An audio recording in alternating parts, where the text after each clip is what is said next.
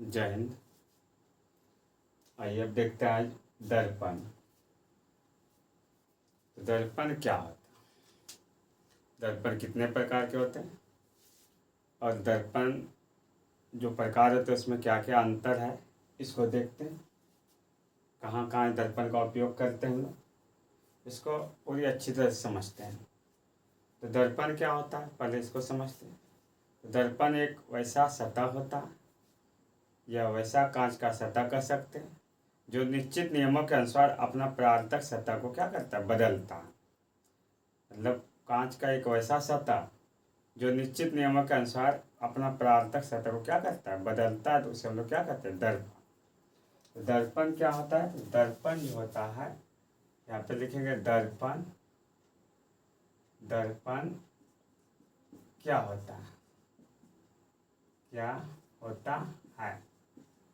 तो दर्पण क्या होता है, तो दर्पण कांच का एक सतह होता है, कांच का वैसा सतह जो निश्चित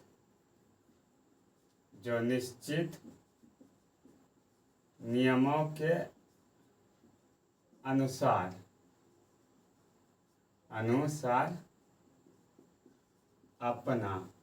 अपना परावर्तक सतह बदलता है, उसे दर्पण कहा जाता है। उसे दर्पण कहा जाता है। तो दर्पण क्या होता है, कांच का वैसा सतह जो निश्चित नियमों के अनुसार अपना परावर्तक सतह बदलता है, उसे क्या कहते हैं, दर्पण। अब दर्पण कितने प्रकार के होते हैं, दर्पण होते हैं दो प्रकार के। एक होता है हमारा दर्पण में फिर आ जाते हैं एक गोलीय दर्पण।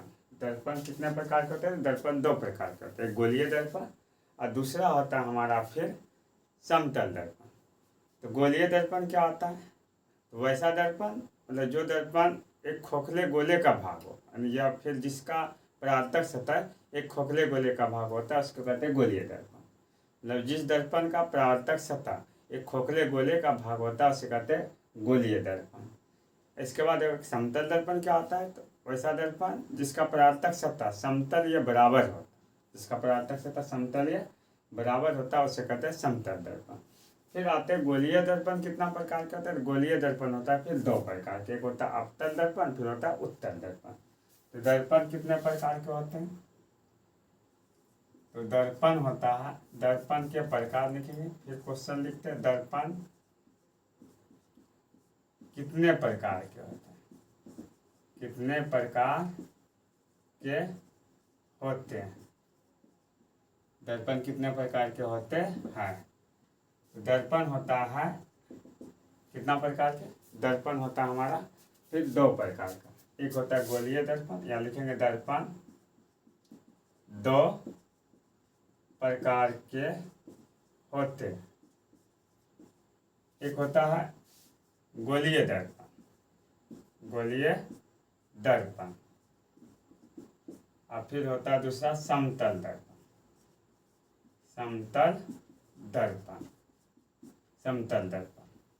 अब गोलीय दर्पण फिर किसे कहते हैं, तो लिखेंगे गोलीय दर्पण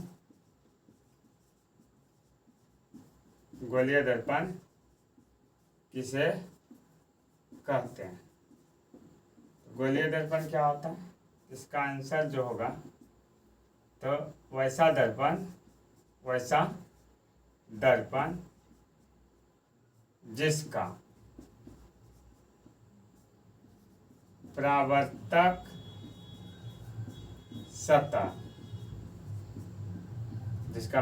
सतह एक खोखले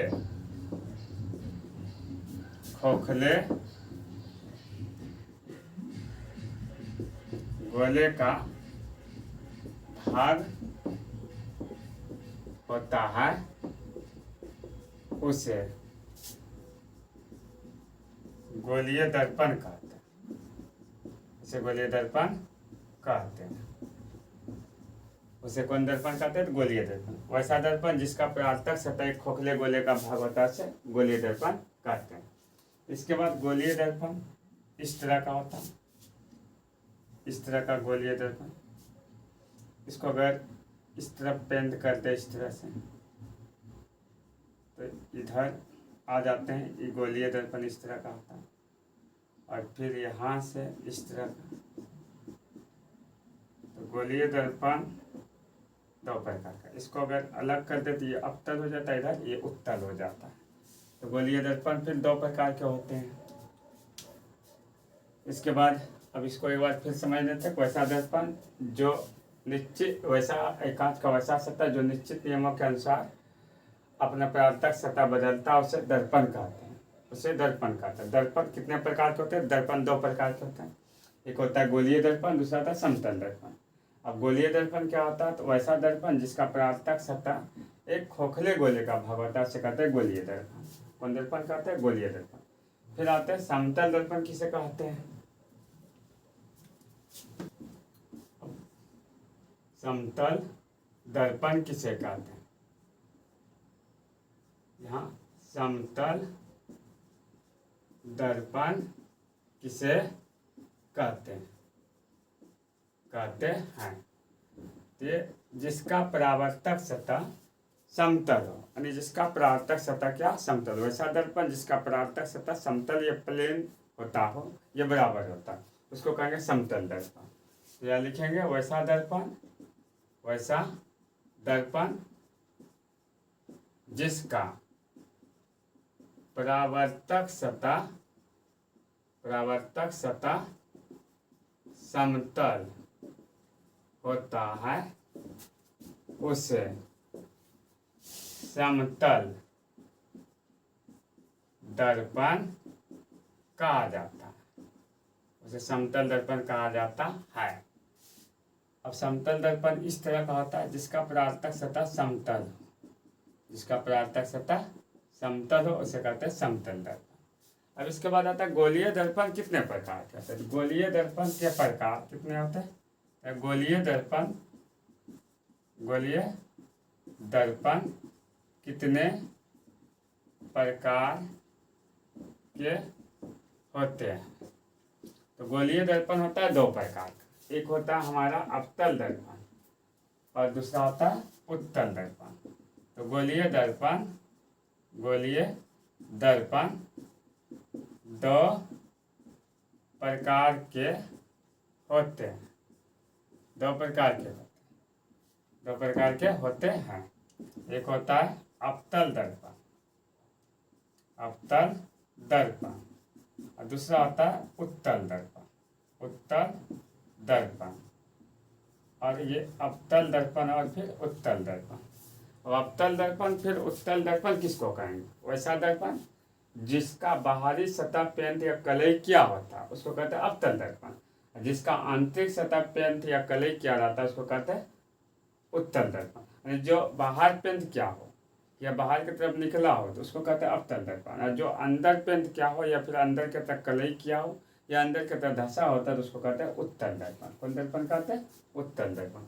अब यहाँ पे फिर देखेंगे अवतल दर्पण किसे कहते हैं? अवतल दर्पण किसे कहते हैं? यहाँ लिखेंगे प्रश्न, अवतल दर्पण किसे कहते हैं? अवतल दर्पण किसे कहते हैं?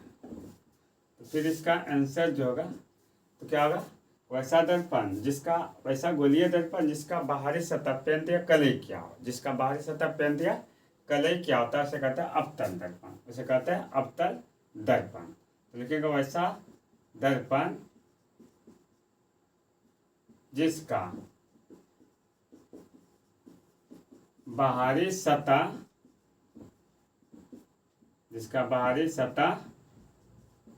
पेंट या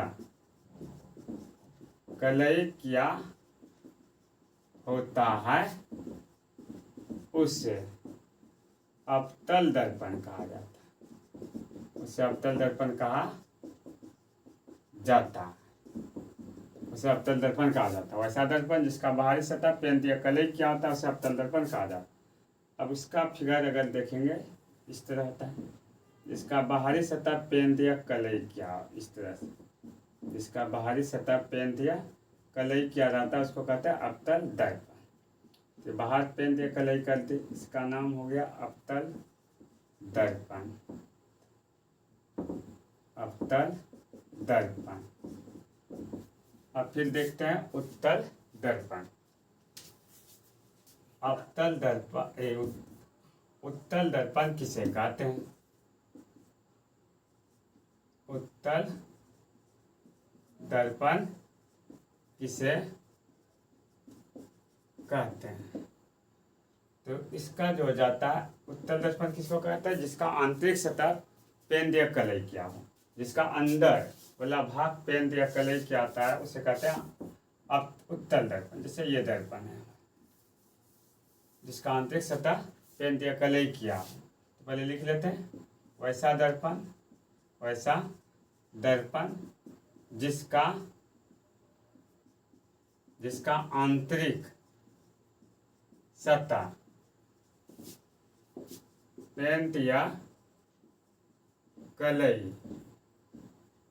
पेंट या कलई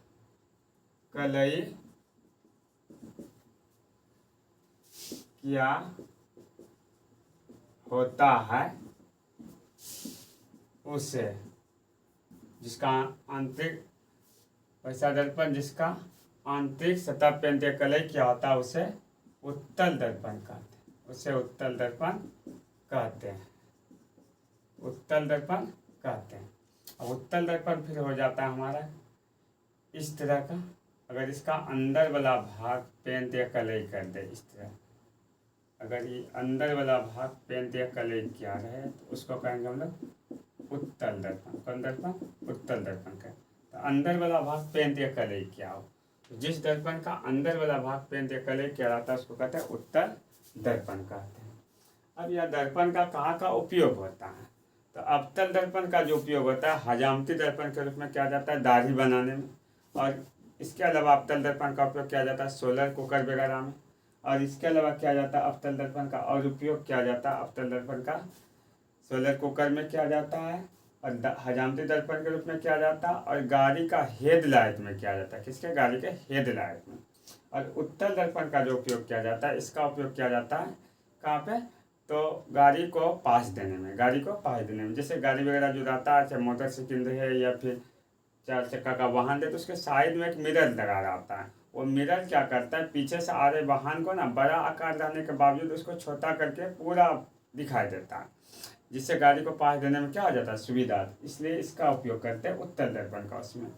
और इसके बाद आते हैं फिर ये उत्तल दर्पण का उपयोग हो गया, और अवतल दर्पण का। अब समतल दर्पण का उपयोग कहाँ करते हैं? समतल दर्पण का उपयोग करते हैं हम लोग चेहरा देखने में। कहाँ पर करते हैं? तो चेहरा वगैरह देखने में। जो घर में हम लोग शीशा का उपयोग करते हैं या दर्पण का उपयोग करते हैं तो वह दर्पण होता है समतल दर्पण का उपयोग होता है। अब आते हैं फिर, अब दर्पण में क्या क्या अंतर होता है, अवतल और उत्तल में क्या क्या अंतर होता है, अवतल दर्पण में और उत्तल दर्पण में क्या क्या अंतर होता है। तो अवतल दर्पण जो होता है, इसका आंतरिक सतह, बाहरी सतह होता है अवतल दर्पण का, बाहरी सतह पेंट या कलई क्या होता है। लेकिन उत्तल दर्पण का जो होता है आंतरिक सतह क्या होता है, पेंट या कलई क्या रहता है। अवतल दर्पण का जो उपयोग होता है, इसका उपयोग किया जाता है हजामती दर्पण के रूप में, लेकिन इसका उपयोग किया जाता है इसके साइड मिरर के रूप में। उत्तल दर्पण का उपयोग साइड मिरर में करता है। अवतल दर्पण को अभिसारी दर्पण भी कहा जाता है, और उत्तल दर्पण को कहा जाता है अपसारी दर्पण। कौन दर्पण? अपसारी। इसको अभिसारी दर्पण, इसको कहते हैं अपसारी दर्पण। यानी अवतल दर्पण को अभिसारी कहते हैं और उत्तल को कहते हैं अपसारी दर्पण। अवतल दर्पण में प्रकाश का किरण का जो परावर्तन होता है वो बाहरी सतह से होता है, और उत्तल दर्पण में जो प्रकाश का किरण का परावर्तन होता है वो आंतरिक सतह से होता है। अवतल दर्पण में जो होता है बड़ा और छोटा दोनों तरह का प्रतिबिंब बन जाता है, और उत्तल दर्पण में केवल छोटा प्रतिबिंब बनता है। अवतल दर्पण में वास्तविक काल्पनिक दोनों प्रतिबिंब बनता है, लेकिन उत्तल दर्पण में केवल काल्पनिक प्रतिबिंब बनता है, केवल काल्पनिक प्रतिबिंब बनता है। इतना हम लोग अंतर देखते हैं। तो एक क्वेश्चन फिर लिख लेते हैं यहाँ पे, अवतल दर्पण और उत्तल दर्पण में क्या क्या अंतर है। अंतर कर लेंगे। अवतल दर्पण और उत्तल दर्पण में निम्नलिखित अंतर है। तो अवतल दर्पण और उत्तल दर्पण में निम्नलिखित अंतर है। निम्नलिखित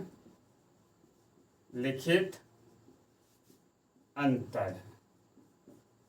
क्या क्या, तो बीच में लकीर खींचेंगे। एक तरफ लिख लेंगे अवतल दर्पण और दूसरे तरफ लिख लेंगे उत्तल दर्पण। अब ये क्या क्या होता है, इसको 1 नंबर यहाँ लिखना है, इसमें भी 1 नंबर, इसमें भी लिखते हैं। तो ये अवतल दर्पण किसको कहेंगे, इसका जो होता है बाहरी सतह पेंट या कलई क्या होता है,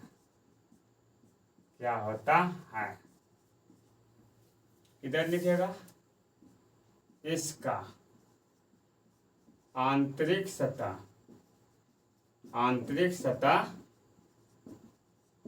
पेंट या कलई क्या होता है। इस दर्पण को अभिसारी दर्पण कहा जाता है। इसे अभिसारी दर्पण कहा जाता है। इसे अभिसारी दर्पण कहा जाता है। इधर लिखेगा, इधर इसे अपसारी दर्पण कहा जाता है। अपसारी दर्पण कहा जाता है। इसके अलावा तीसरा पॉइंट जो होता है, इसमें अंतर, इसमें बड़ा और छोटा दोनों प्रतिबिंब बनता है। इसमें बड़ा और छोटा दोनों प्रतिबिंब बनता है। इसमें केवल छोटा प्रतिबिंब बनता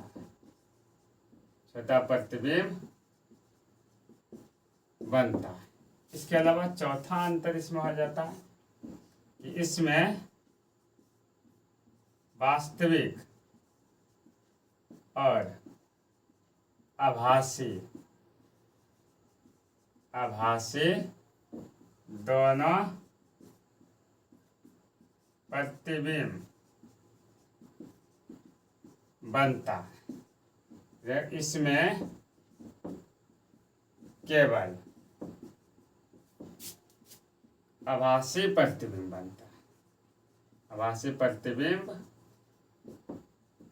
बनता है। इसके अलावा पांचवा पॉइंट जो हो जाता है, इसमें वास्तविक और आभासी दोनों प्रतिबिंब बना, इसमें केवल आभासी प्रतिबिंब बनता है। इसका उपयोग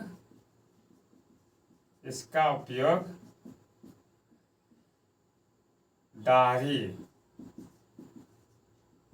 बनाने में किया जाता है। और इसका उपयोग साइड मिरर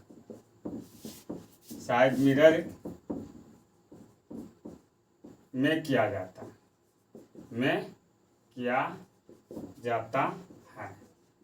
साइड मिरर में किया जाता है। तो इतना अंतर हो जाता है। इसका बाहरी सतह पेंट या कलई क्या होता है और इसका आंतरिक सतह पेंट या कलई क्या होता है। इसे अभिसारी दर्पण कहते हैं और इसको कहा जाता है अपसारी दर्पण। इसमें बड़ा प्रतिबिंब बनता है और इसमें बड़ा छोटा दोनों बनता है। इसमें केवल छोटा प्रतिबिंब बनता है। इसमें वास्तविक और आभासी दोनों प्रतिबिंब बनता है, लेकिन इसमें केवल आभासी प्रतिबिंब बनता है। इसका उपयोग दाढ़ी बनाने में किया जाता है। इसका उपयोग साइड मिरर के रूप में किया जाता है।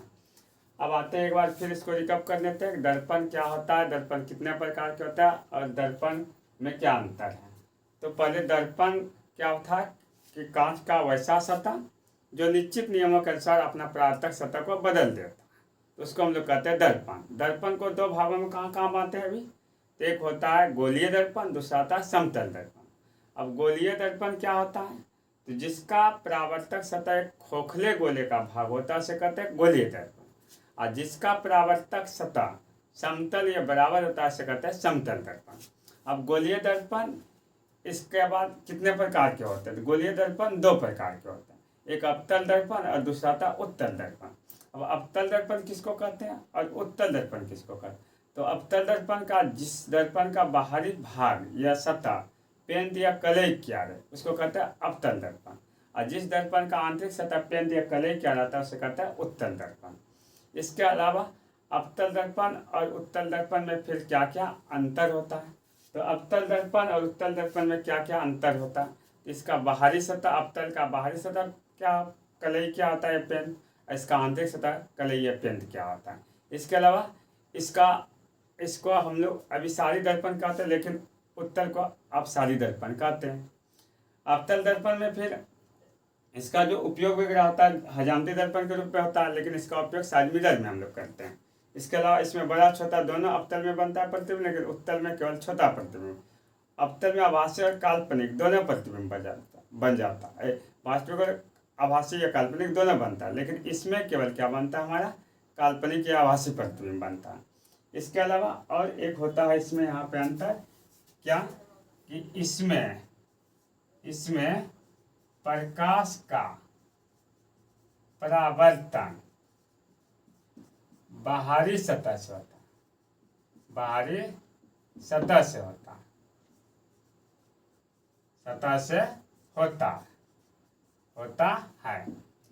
इसमें प्रकाश का परावर्तन आंतरिक सतह से होता है। तो इसमें प्रकाश का किरण बाहर से परावर्तित होता है, इसमें प्रकाश का किरण अंदर से परावर्तित होता है। तो आज के क्लास में हम लोग क्या समझे, दर्पण क्या है, दर्पण कितने प्रकार के होते हैं, और फिर दर्पण में क्या अंतर है। अब नेक्स्ट क्लास में देखते हैं फिर।